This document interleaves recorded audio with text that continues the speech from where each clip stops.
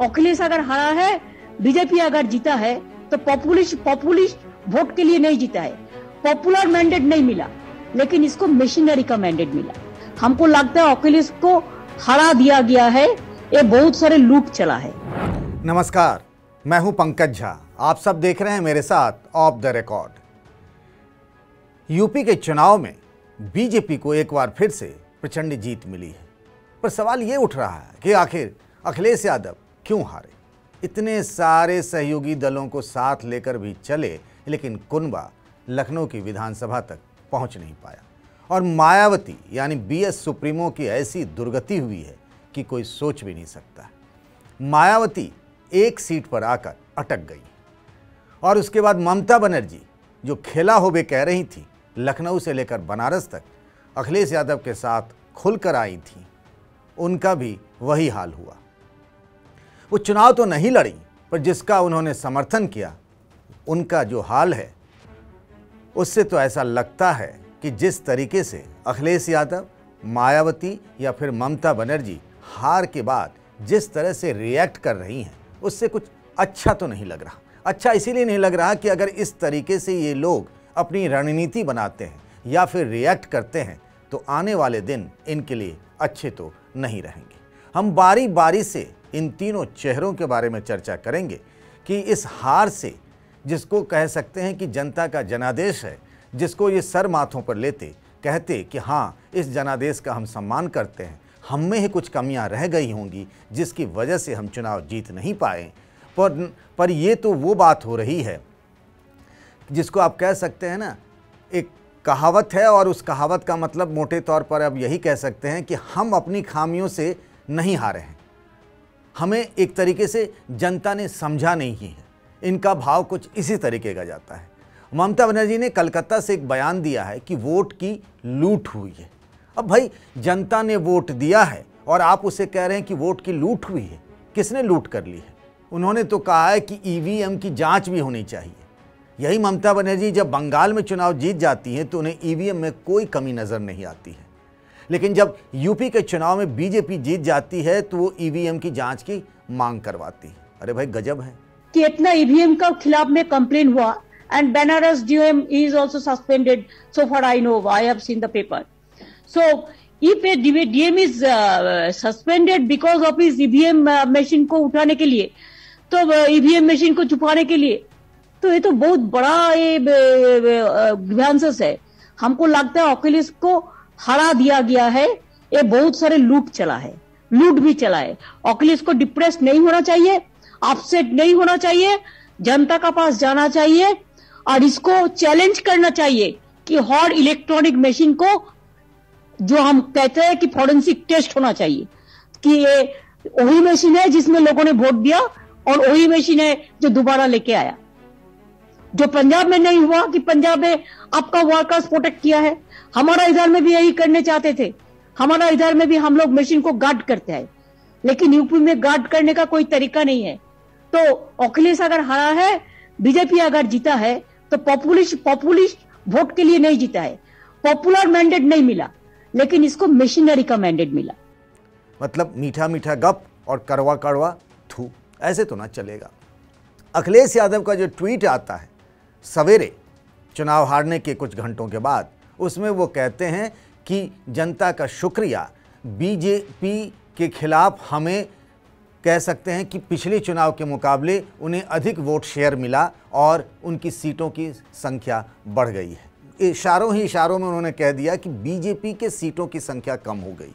उनका जो vote share है, जो पिछली बार करीब 22% के आसपास था, उसमें 10% का इजाफा हो गया है। यही नहीं, उन्होंने एक स्टोरी भी शेयर की है जिसमें यह बताया गया है कि किस तरीके से समाजवादी पार्टी को इस बार 2.9 करोड़ वोट मिले, मतलब 32.1% का वोट शेयर रहा, जबकि बीजेपी को 3.8 करोड़ वोट मिले और उनका वोट शेयर 41.3% का रहा। यानी 45 लाख कह सकते हैं कि वोट कम मिले, यानी बहुत ज़्यादा फर्क नहीं रहा बीजेपी और समाजवादी पार्टी के बीच। अब ये कोई बात हुई? क्या आप सिर्फ वोट शेयर बढ़ाने के लिए और कुछ सीटें बढ़ाने के लिए चुनाव लड़ रहे थे अखिलेश यादव जी? ऐसा तो बिल्कुल नहीं है। आप चुनाव इसीलिए लड़ रहे थे कि आपको बीजेपी को हराकर सरकार बनानी थी, वरना तो आपके विजय रथ की गाड़ी में पिछले 3 महीनों से एक ही गाना बज रहा था, आ रहे हैं अखिलेश। कई बार आपके ट्विटर हैंडल से रोज यही आता था, एक स्क्रीनशॉट आता था कि 10 मार्च को आ रहे हैं अखिलेश। आपने तो बिल्कुल एक तरीके से तय कर लिया था कि 10 मार्च को अखिलेश यादव की सरकार बन रही है, उनकी जीत तय है। तो फिर अचानक से ऐसा कैसे हो गया कि आप कह रहे हैं कि वोट शेयर बढ़ गया और आपकी सीटों की संख्या बढ़ गई? कोई इसलिए तो चुनाव नहीं लड़ता है। अखिलेश यादव की छोड़िए, मायावती ने तो और गजब की कमाल की बात कह दी। मतलब उनका तर्क सुनकर आप हंस सकते हैं या अपना माथा पीट सकते हैं। मतलब उनको इस बात का एहसास ही नहीं रहा कि जो बीएसपी यूपी में इतनी बार 4 बार की मुख्यमंत्री रही मायावती, और वो इस तरीके के तर्क गढ़ रही हैं, हाथ जोड़कर अपनी हार को स्वीकार करती, सर झुकाकर जनता के जनादेश का सम्मान करती, तो इसके बदले में वो कह रही हैं कि जो उनके अपर कास्ट के जो वोटर थे वो इस डर से कि सपा की सरकार ना आ जाए तो उन्होंने बीजेपी को वोट कर दिया। उन्होंने ये कहा उनके जो जाटव वोट हैं वो उनके पास बने रहे, जबकि CSDS के आंकड़े बताते हैं कि उनके जाटव वोट बैंक में भयंकर सेंधमारी हो गई है।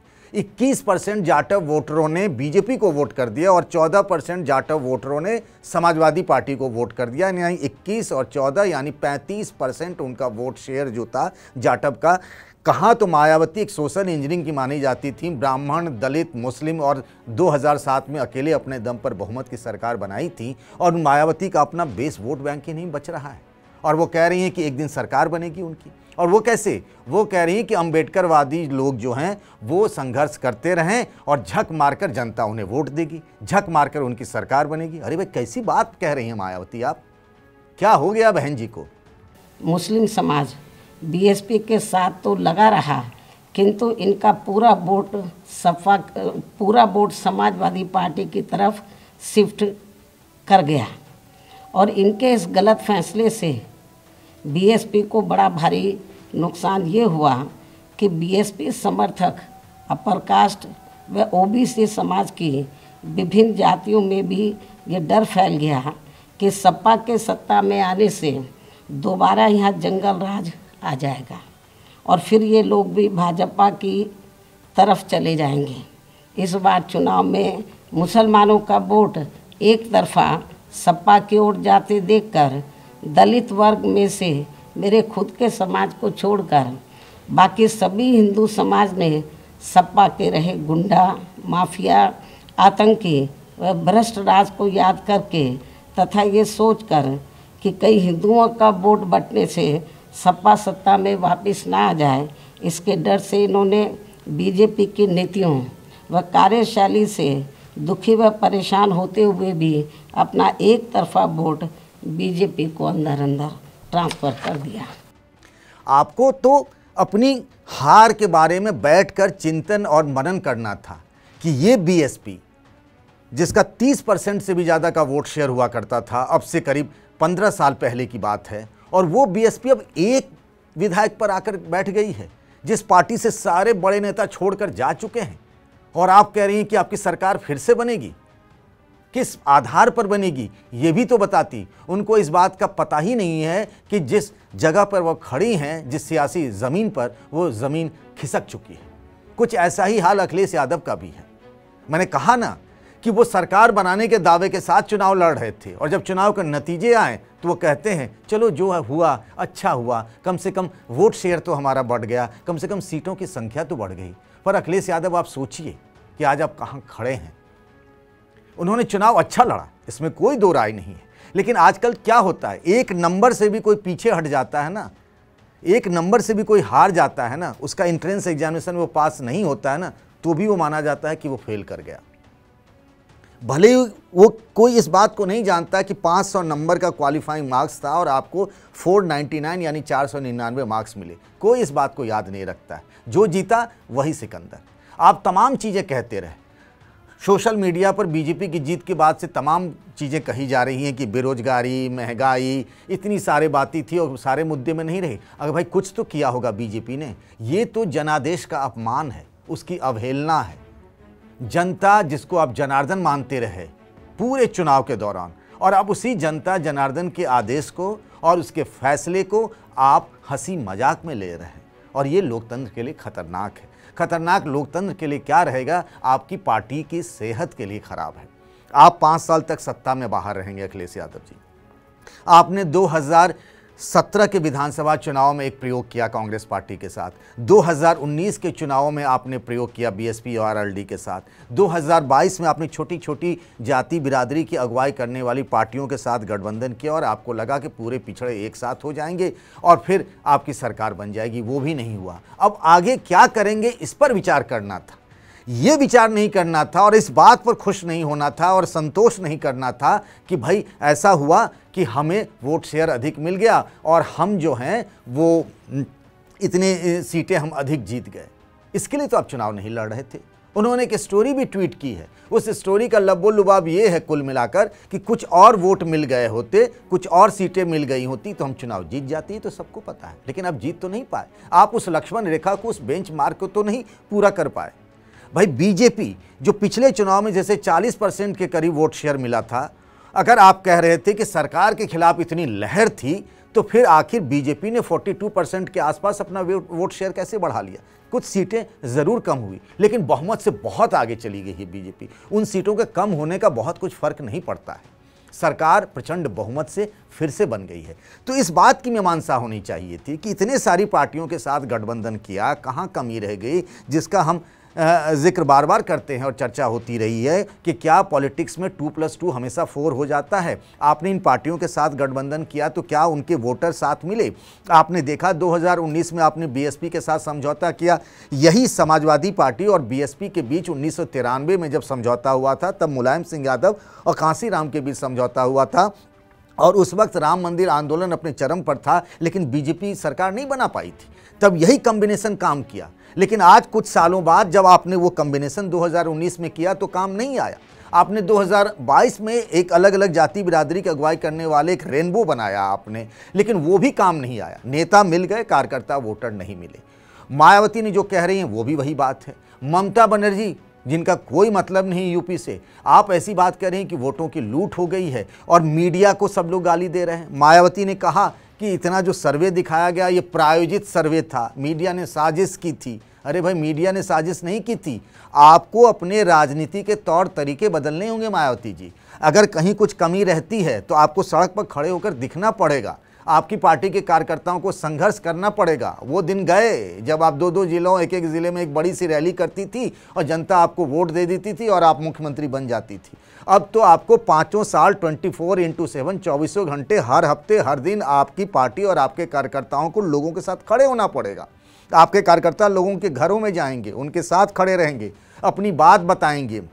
आपकी पार्टी में भले घोषणा पत्र नहीं होता है, लेकिन आखिर जनता क्यों वोट दें ये तो जा के सबको समझाना पड़ेगा ना। ऐसे नहीं हुआ कि रैली में आपने लिखा हुआ पढ़ दिया और फिर खत्म और जनता ने आपकी वोटों की झोली भर दी। और अखिलेश यादव जी, आपको भी सोचना पड़ेगा कि आपने इतने बड़े बड़े वादे किए, जिसे कहा जा रहा था कि गेम चेंजर है। 300 यूनिट बिजली फ्री करने की बात थी। यही अरविंद केजरीवाल जब इस तरह की घोषणा करते हैं तो जनता उनको चुनती है, जनता उन्हें अपना समर्थन देती है। तो फिर आपके साथ क्यों नहीं हुआ। आपने ओल्ड पेंशन स्कीम की बात की, जिसको दूसरे राज्य वाले भी अपना रहे हैं। राजस्थान की सरकार ने यह फैसला लागू कर दिया, छत्तीसगढ़ की सरकार ने यह फैसला लागू कर दिया, हिमाचल प्रदेश में इस बात को लेकर के मांग उठ रही है। आपने इतनी बड़ी बात की, लेकिन जनता समझ क्यों नहीं पाई। आपकी घोषणाओं को सिर्फ घोषणाएं क्यों मान रही है। बेरोजगारी का मुद्दा है तो आप जनता को क्यों नहीं समझा पाए। अगर बच्चों को नौकरी नहीं मिल रही थी, क्वेश्चन पेपर लीक हो रहे थे योगी राज में, तो आप क्यों नहीं समझा पाए। कोरोना काल में लोगों को बहुत तकलीफें हुई, आप नहीं समझा पाए कि सरकार आपकी चिंता नहीं कर पाई। लेकिन सरकार ये समझाने में सफल रही कि इतनी बड़ी आपदा थी, हम आपके साथ खड़े थे, कुछ कमियां रही होंगी। तो ये समझाना किसका काम है। ये समझाना आपका और आपकी पार्टी के कार्यकर्ताओं और नेताओं का काम है। और एक बात और समझनी होगी कि जनता ने जो जनादेश दिया उसका सम्मान करिए, और जो बदलती हुई वक्त की राजनीति है, जिस तरीके से बीजेपी ने अपना पॉलिटिक्स शुरू किया है, आपको भी उसी तरीके से करना पड़ेगा।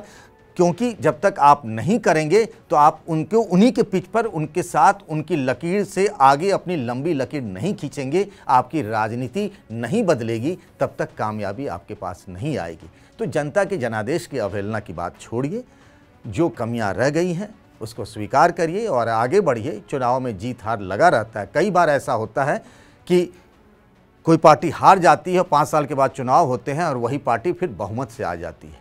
राजनीति में ये सब होता रहता है। लेकिन जिस तरीके से यूपी चुनाव के नतीजे आए हैं और बड़े चेहरे, वो अखिलेश यादव के हों, ममता बनर्जी के हों या फिर मायावती के हों, वो अपने अपने हिसाब से उस हार के तर्क गढ़ रहे हैं, ये कहीं से अच्छा नहीं है, हमारे लिए नहीं, उनके लिए। इसीलिए इस बात पर विचार करिएगा। आज के लिए बस इतना ही। नमस्कार।